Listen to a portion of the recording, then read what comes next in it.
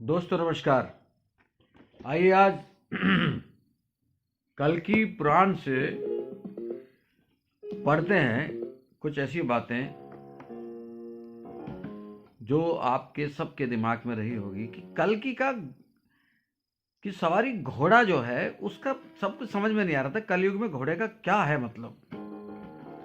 तो इसमें जो लिखा है ये कल्कि पुराण श्री महर्षि वेदव्यास प्रणीत है। घोड़ा और एक सुख और विकराल तलवार देते हैं शिव जी।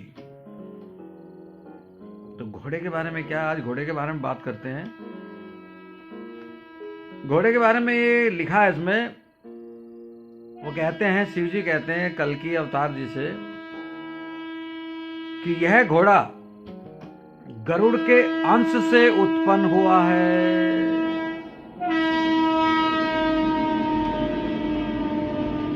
ये जो घोड़ा दिया गया उनको, कल्कि जी को, ये घोड़ा गरुड़ के अंश से उत्पन्न हुआ है और यह चाहे जहां जा सकता है।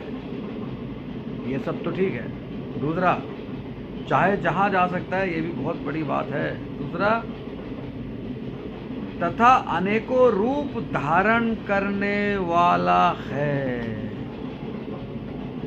ये जो अनेकों रूप लिखा है ना, तो अनेक रूप में कलयुग के हिसाब से अनेकों रूप होंगे। हवाई जहाज, helicopter, car, motorcycle, scooter, cycle, ये जिस भी रूप में जो भी होगा, अब रूप ही धारण कर सकता है। तो इसमें लिखा है, एक गुत्थी तो सुलझ गई। कलयुग में अनेकों रूप धारण कर सकता है, इसका मतलब कल्कि भी अनेकों रूप धारण करेंगे अलग अलग सवारी पे। चमत्कारिक बातें होंगी, रहस्यमय होंगे, छुपे भी होंगे। कभी भी किसी रूप में जब उनकी सवारी विभिन्न रूप धारण कर सकती है तो वो भी तो करेंगे।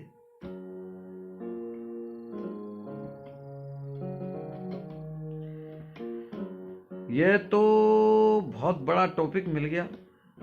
देखो दोस्तों, ये है, मैं काफी दिन से खोज रहा था। ये बहुत दिनों बाद मुझे मिली, 11 साल बाद मिली मुझे।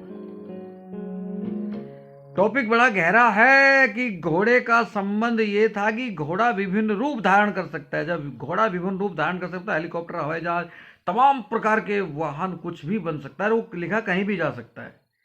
तो कहीं भी तभी तो जाएगा घोड़ा जब विभिन्न रूप धारण कर लेगा। वहां से नीचे धरती पे चलेगा तो आसमान में उड़ भी जाएगा अलग रूप धारण करके। यानी कि कल्कि किसी भी रूप में, हम जैसे उनका सवारी विभिन्न रूप धारण करेगा तो वो कल्कि भी तो विभिन्न रूप धारण करेंगे। बहुत ज्यादा चमत्कारी गोपनीय तरीके से उनका है हिसाब किताब। आज चर्चा घोड़े के बारे में ही।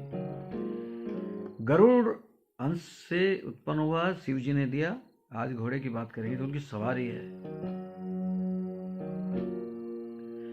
दोस्तों, इस पर विस्तार से चर्चा करेंगे। घोड़ा विभिन्न रूप धारण कर सकता है, कहीं भी जा सकता है।